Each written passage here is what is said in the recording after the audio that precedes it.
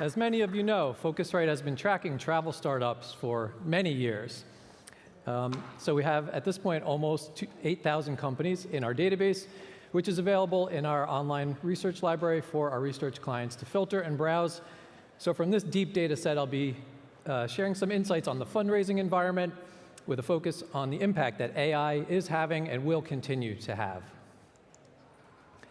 So in this analysis, we're looking at global funding over the past decade from companies that were founded any time but have raised money since 2015. So mainly startups, but including older companies that are still actively raising money.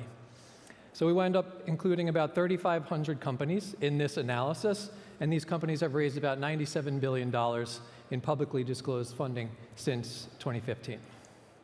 Some quick notes on these stats. Excluded from this analysis, unicorns that have raised more than $4 billion, like Uber, Airbnb, et cetera, and funding we track that isn't directly related to travel startups. And this data is current through May of 2025. So when looking at funding activity over time, in terms of dollars raised on the orange bars on the chart, we see 2021 was a record-setting year at $16.1 billion. 2022 was a great year as well, but then 2023 and 2024 have wound up being the weakest years since 2015 at $5.3 billion and $5.7 billion. And at this time last year, funding was standing at $1.7 billion through May of 2024. Right now in 2025, we're only at $1.1 billion. So it's been a very weak start to the year, and unless funding picks up a lot later this year, it's looking like it could end up under $5 billion by the end of the year unless things do change. Maybe even more concerning, especially for earlier stage companies, the number of funding rounds being completed is down a lot too. That's on the blue line on the chart. So a decade ago, we were tracking around 1,000 funding rounds per year in the travel startup ecosystem, but 2023 it was under 500, 2024 was around 250, and this year it's on pace for around 250 again. And it's usually the case that travel generally follows broader investment trends. But comparing to all capital raised across all industries since 2023, these comparison numbers are from CB Insights, things were kind of in sync until the third quarter of 2024 when travel began declining a little bit there. That's again on the orange bars here, while funding to all industries looks like it's taking off. So what's happening here? It looks like it's mainly an AI funding boom. Investors have figured out which core AI companies they want to invest in for the long term, and a lot of money is being thrown at those companies, kind of taking away from everything else. But beyond AI, there's kind of a perfect storm of multiple factors and reasons that travel startup funding is faltering. And this is true for a lot of kind of non-core AI industries. So that includes persistently high interest rates, which cause investors to prefer safer vehicles to get good return versus venture capital. It's a persistently soft market for exits, which keeps risk capital locked up and causes uncertainty about outcome opportunities. There's the tariff and trade wars, and the general economic uncertainty that they're causing. And there's the good possibility that we're missing some data because there's a lot more bridge rounds happening that aren't being captured in our database since we mainly track public disclosures of funding rounds. So this would be investors helping companies along that are struggling to raise full-priced rounds. Now, looking at travel funding regionally over just the past 5 years, it's pretty startling to see that as of only 2019, Europe accounted for 17% of global funding to travel startups, but as of May of this year, it has exploded to 67%. But this is not so much due to big growth in Europe as much as kind of a die-off in activity in the former leaders, like APAC, which has gone from 52 to 14% share, and North America, which was at 27%, grew for a bit, but has now dwindled to only 8%. Looking at Europe funding specifically over the past decade, it's not like there's so much more money being raised here than historically, but 2024 was a pretty good year, and it does look like the total for this year will be well above where it was a decade ago in a pretty normal range. So Europe has a healthier funding scene than its regional counterparts for now, despite what's typically seen as a more difficult environment in terms of risk appetite and regulation. And tomorrow we'll hear more perspective on this during the Investor View panel.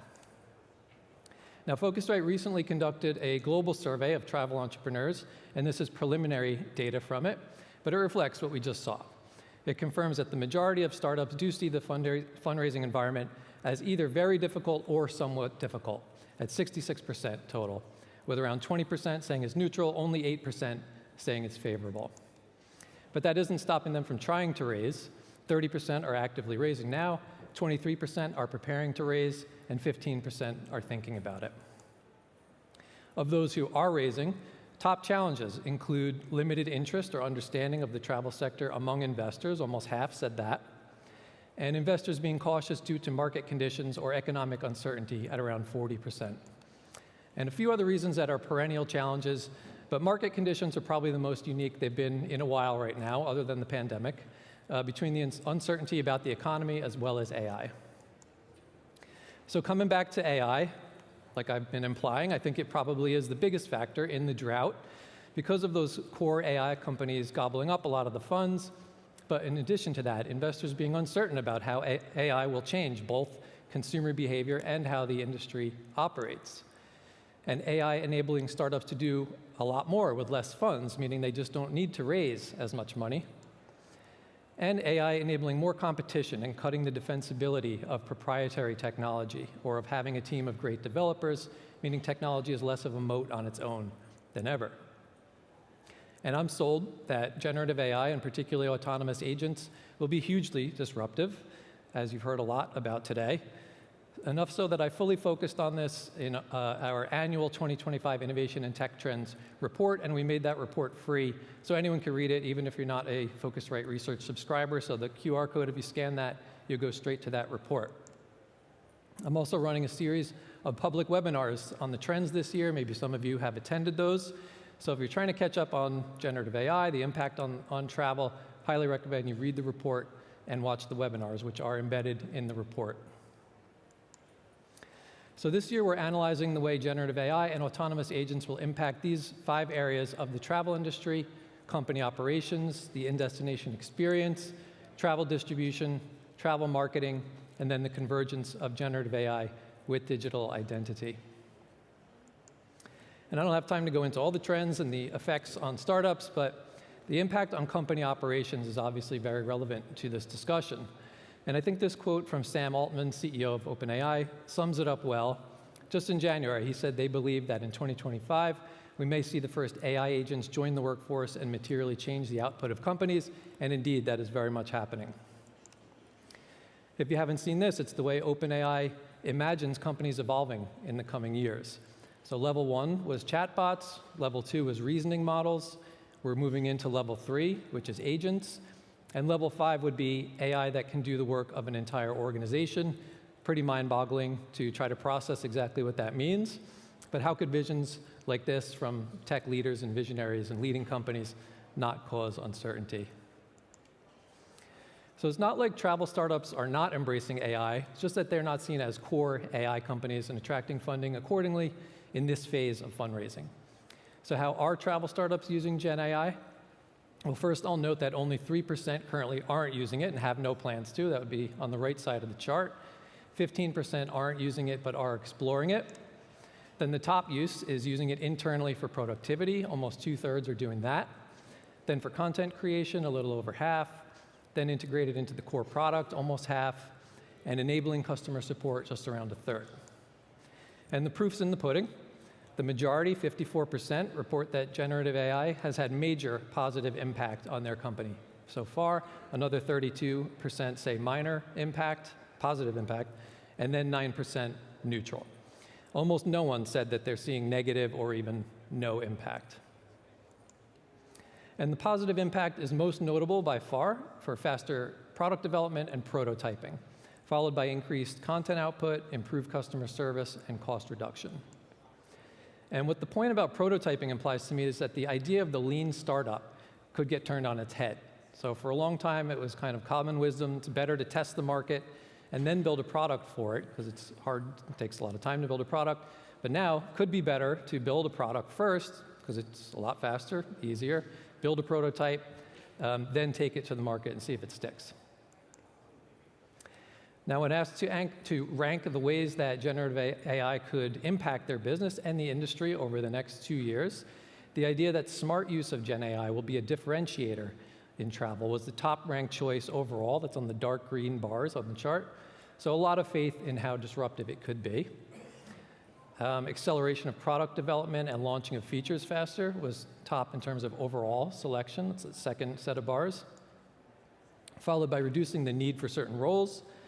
Then the idea that Gen AI native startups could outcompete slower-moving incumbents. Only around a third believe that. Yet, interestingly, very few believe that incumbents could entrench their advantages by adopting similar Gen AI tools, meaning most startups believe that they have a good chance at major disruption. Now, as I mentioned, we're paying specific attention to autonomous agents this year, and we asked how relevant emerging AI-driven agent-to-agent commerce will be to their business and to the travel industry in the next 3 to 5 years.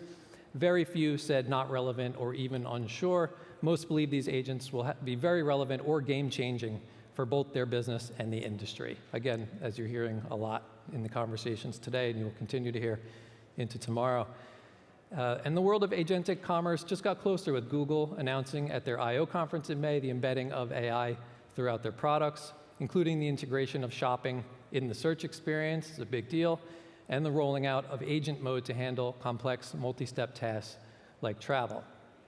Some of these are restricted in Europe so far, but changes like these are coming and will absolutely affect how travelers plan travel, how companies are found, and how products are purchased in the AI era. Again, a lot of uncertainty.